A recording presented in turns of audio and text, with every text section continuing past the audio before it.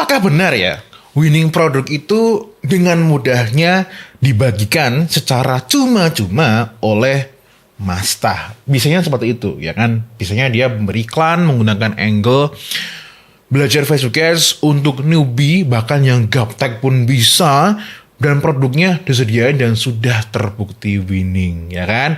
Dan ternyata berdasarkan pengakuan dari klien-klien aku, ternyata ya tidak seindah itu teman-teman ya. Oleh karena itu di video kali ini aku akan membagikan ya insight, tentunya ini insight yang didapatkan dari pengalaman aku melayani konsultasi ya. Per hari ini tuh mencapai di angka 130 klien.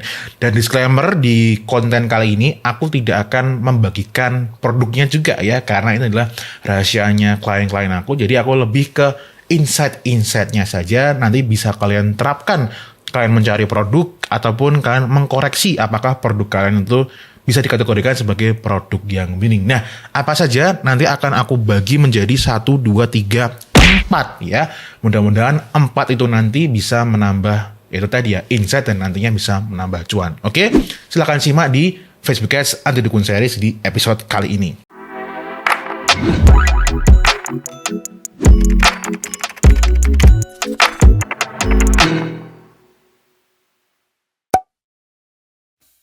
Hey, what's up, Fusik Nation?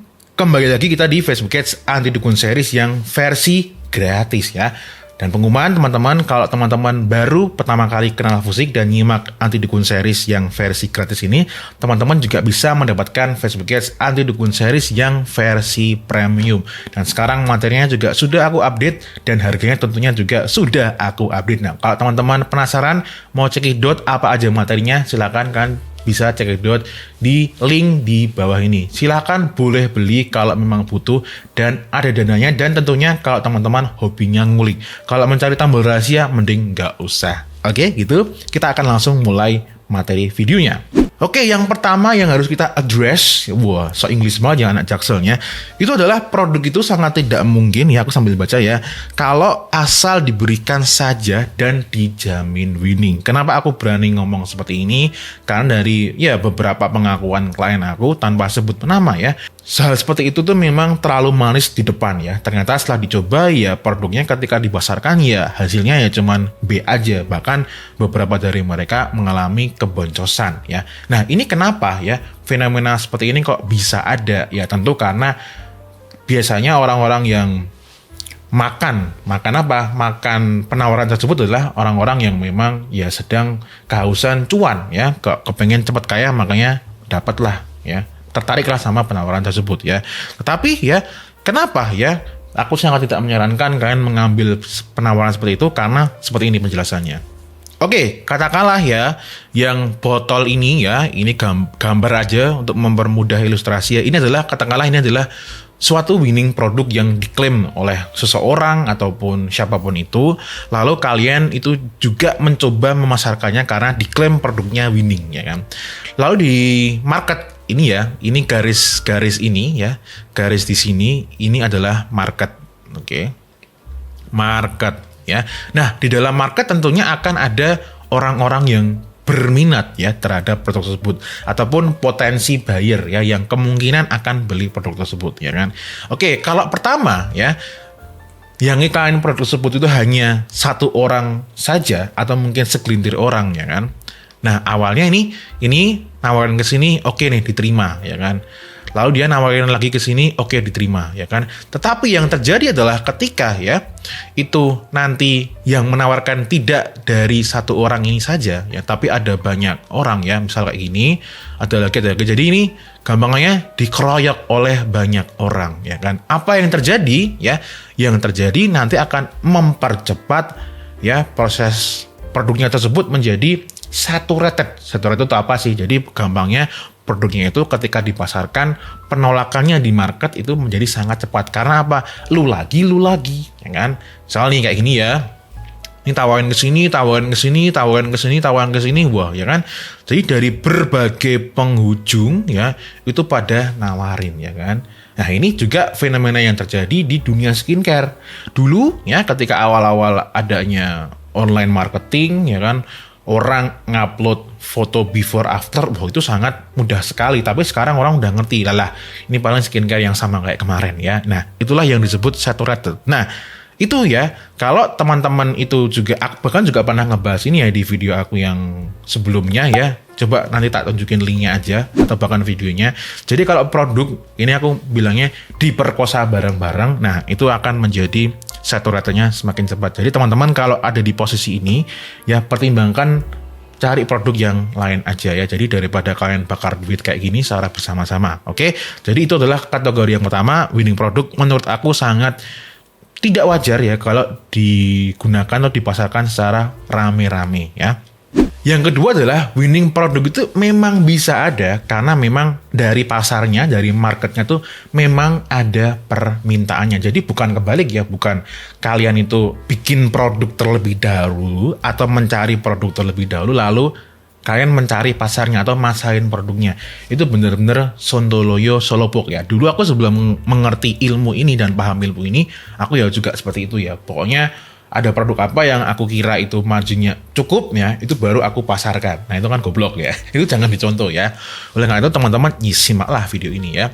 Jadi teman-teman, tugas kita ya sebagai seorang marketer ataupun seorang business owner itu melakukan riset ya. Riset di mana? Ya katakanlah ini adalah suatu kolam ya kan. Kolam ini kita anggap adalah market ya. Ini adalah market ataupun sekumpulan audiens, sekumpulan orang ya kan. Nah, tugas kita itu di sini adalah melakukan riset ya. Ini ada gambar mata ya. Gampang aja gitu ya. Kita di sini melakukan riset ya kan. Nah, di sekumpulan orang-orang di market ini ya kan, mereka ini sedang ngomongin apa ya kan, keluh kesahnya apa, mereka kepingin tampil kayak gimana. Nah ini untuk fashion ya, ini kalian dengarkan ya, orang-orang di sini kalian dengarkan ya kan.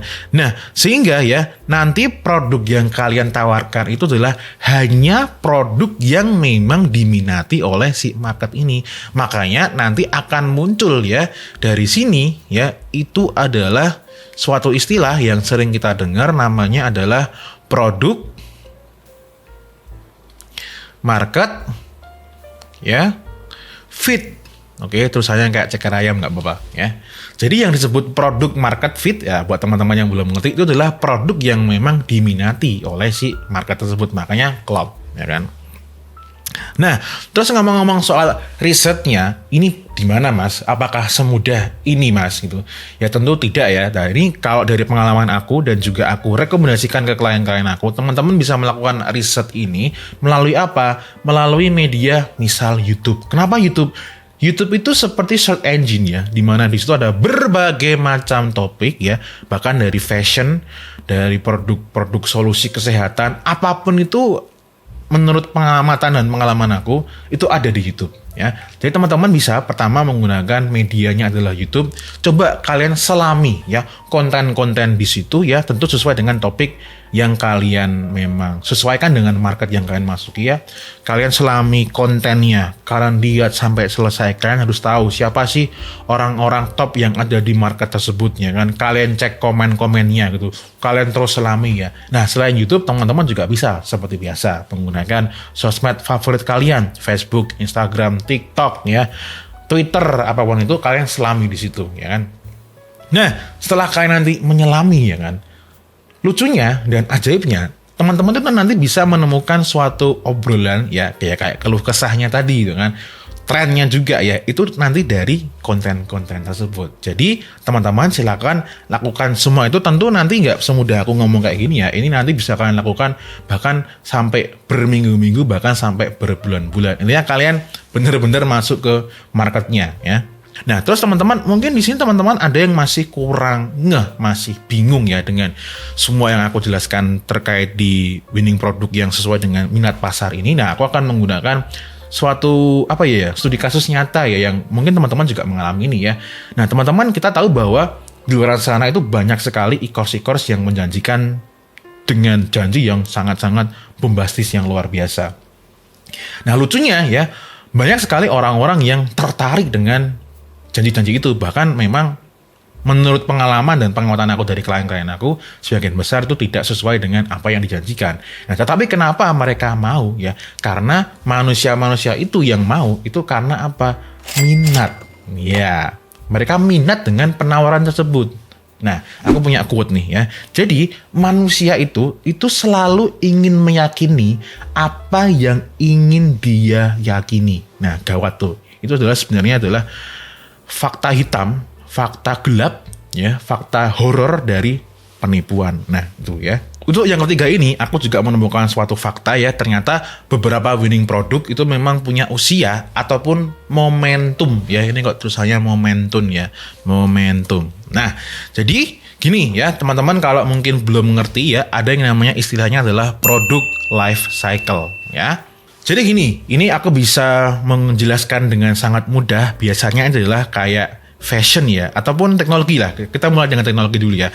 Teknologi itu biasanya ya, itu di awalnya dia baru introduce ya, dikenalkan ya, di sini ya kan. Dikenal ini produknya seperti ini, fiturnya barunya seperti ini dan sebagainya itu kan. Lalu setelah dikenalkan nih, nah ini mulai nih gencar pemasaran ya kan. Nah, ini mulai ada kenaikan di sini. Jebret, dia mulai naik, lalu di sini dia mulai mature ya kan. Penjualannya mulai angkanya mulai stabil karena ini kalian bisa lihat ya di sini kurvanya di sini kurva atau whatever ya, ini mulai stabil, tapi di penghujungnya dia akan melalui proses yang disebut declining ya, dia akan menurun. Kenapa menurun? Bisa ada karena apa? Produk baru yang muncul di sini, atau mungkin ada kompetitor yang lain yang juga menyaingi karena melihat produk seperti itu laku, coba kita juga ikut masuk ya. Atau mungkin memang secara trennya udah nggak ngetren lagi. Nah, itu fashion. Nah, itu tadi ya, kalau misal teman-teman berjualan produk kayak semacam teknologi ataupun yang produk-produk yang biasanya itu mengandalkan kayak fitur-fitur tertentu, ya kan.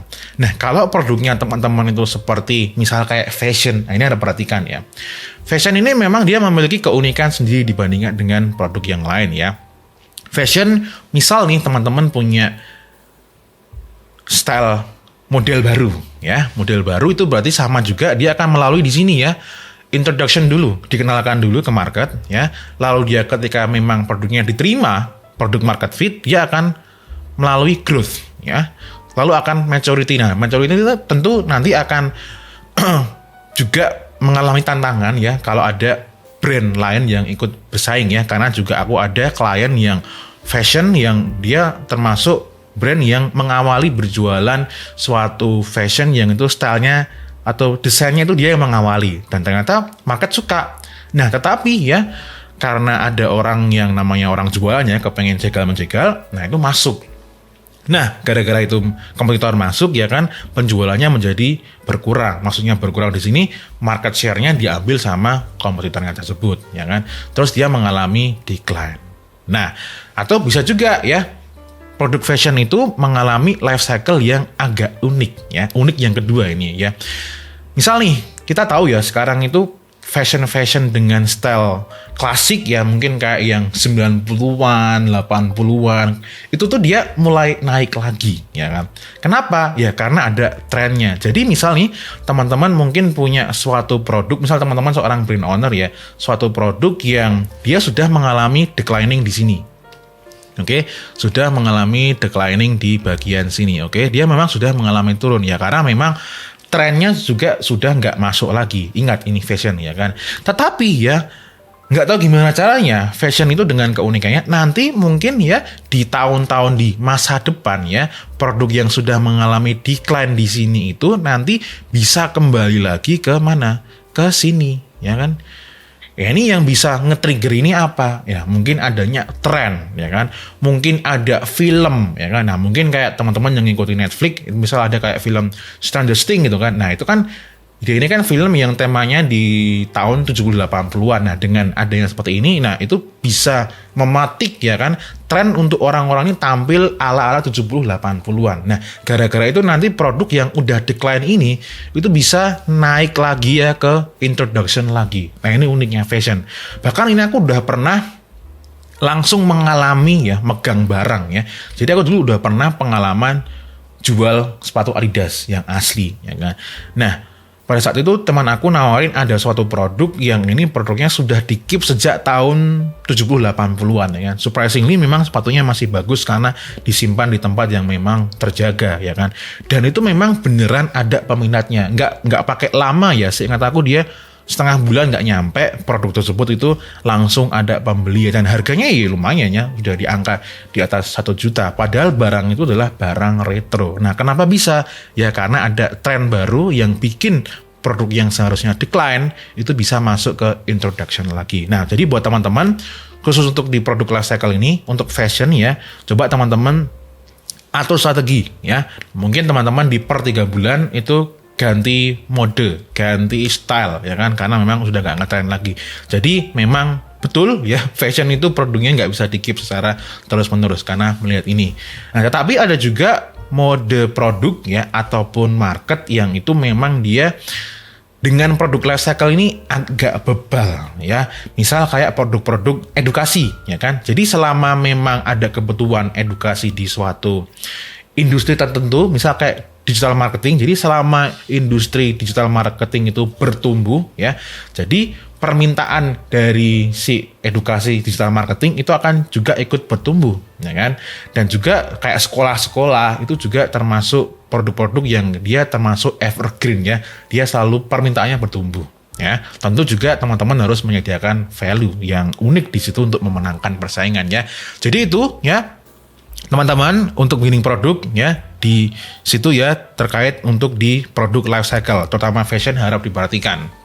Oke, yang berikutnya ini cukup sakral juga ya ini. Untuk yang nomor 4 ini ya, aku membagi winning produk itu menjadi 2 jenis ya. Yang pertama adalah yang memiliki intrinsic value, yang kedua adalah yang memiliki extrinsic value. Oke, mari kita bahas yang pertama dulu ya. Intrinsic value ya berarti memang produknya dari sononya atau produknya sendiri itu memang sudah memiliki suatu nilai, suatu kegunaan yang itu memang diminati, diinginkan oleh market. Oke, harap dicatat. Contohnya seperti apa mas? Ya, ini memang real studi kasus, tapi aku nggak akan menggunakan produknya klien aku ya. Aku menggunakan pengandaian saja. Misal nih, aku menggunakan shampoo. Shampoo seperti kita tahu ya, ketika kita memakai shampoo tersebut, itu palingan wanginya itu akan bertahan sekitar mungkin 1 jam, 2 jam itu udah lama banget ya kan. Terus juga nggak mungkin juga produk tersebut itu bisa kalian pakai itu terus 3 sampai seminggu ke depan kalian nggak sampoan tuh pasti akan kerasa lepek ya rambutnya ya kan. Tetapi kalau misal ternyata di market itu membutuhkan dan ada demand-nya bahwa mereka tuh kepengen loh punya shampoo yang itu ketika sekali dipakai itu wanginya bisa sampai seharian, misal seperti itu kan. Lalu juga ketika dipakai itu nggak perlu shampooan sampai tiap hari, karena memang ada di luar sana orang yang shampooan tiap hari ya, mungkin sampai rambutnya brodol gitu ya. Nah, sekali dipakai itu bisa sampai 3 sampai 1 minggu gitu. Dan shampoo ini itu sampai berbulan-bulan, katakanlah sampai 3 bulan itu nggak perlu beli baru lagi. Nah, kalau memang ada permintaannya seperti itu dan memang produk kamu itu punya value, punya kegunaan, punya benefit yang seperti itu ya. Nah, produk kamu bisa dikategorikan sebagai winning produk karena klop dengan permintaan yang ada di market ya. Jadi teman-teman yang punya produk solusi ya, coba ya kalian cross check produk kalian ya, ataupun yang belum punya produk coba cari-cari ya dengan insight yang ini tadi ya di intrinsic value. Oke. Lalu yang kedua ini adalah extrinsic value ya. Kalau tadi intrinsic itu berarti di dalamnya dari sononya. Kalau extrinsic value ini berarti memang produknya ini sebenarnya aslinya ya dari dalam produknya ini value-nya B aja. Kalau value tetap ada, tetapi B aja. Nah, ini biasanya didapati ya di produk-produk fashion ya kan. Ya, mungkin produkmu dibandingkan dengan brand-brand yang terkenal udah kece badai itu sebenarnya mungkin bahannya sama aja ya kan. Tetapi yang bisa membedakan, yang bisa bikin produknya winning itu bukan dari bahannya. Ya tentu memang ada beberapa brand yang luxury itu memang bahannya yang sampai ngeri-ngeri ya, kayak kulit-kulit yang langka. Tetapi secara umum biasa aja kan. Nah, itu yang bisa membedakan dan bisa bikin winning itu adalah visual ya. Jadi visual ini atau tampilan dari brandingnya ini ya, ini yang disematkan ke produk tersebut. Ya kan, misal nih sama-sama jualan jaket seperti ini, ya kan. Yang satunya ini cuman sekedar jualan produk doang aja, ya kan. Dia tanpa mengandalkan branding yang kece banget. Tetapi di brand lainnya ini kayak jaket kayak gini ya, itu dia di fotonya katakanlah di suatu coffee shop yang kece badai, ya kan, dengan model yang kece badai. Nah, itu persepsi yang diterima oleh calon customer itu udah berbeda. Orang yang lihat ya dan tertarik dengan fashion yang dipakai di coffee shop kayak gitu yang kece badai itu, mereka kepengen bergaya, sedangkan yang cuma sekedar di foto ala kadarnya ya udah cuma sekedar beli jaket doang ya. Jadi itu, dan itu memang digunakan dan dipraktekkan oleh beberapa klien aku yang fashion yang memang sudah punya brand. Dan bahkan kemarin aku menemukan DM ya dari salah satu dari kalian itu yang mempraktekkan apa yang aku omongkan ini, dan ini bukan klien Fusik, jadi subscriber seperti teman-teman ya, itu mempraktekkan ini, dia ngerombak visual produknya jadi winding terjual ya. Jadi ini bukan omong kosong nih ya, silakan chatnya aku tampilkan di sini ya, di sini atau di sini ya, ini beneran. Jadi teman-teman kalau fashion yang produknya itu sebenarnya nilainya B aja, tolong tambahkan extrinsic value, yaitu visual yang menjual.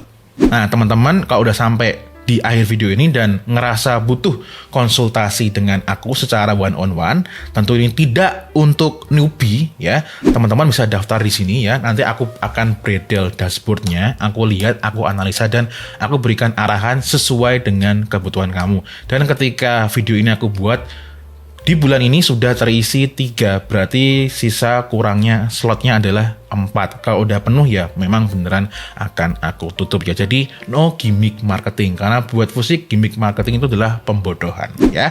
Oke, gitu aja di Facebook Ads Anti Dukun Series di video kali ini. Semoga bermanfaat dan menambah cuan ke teman-teman. As always, may we always live in prosperity. This is Fusik signing off. Bye bye.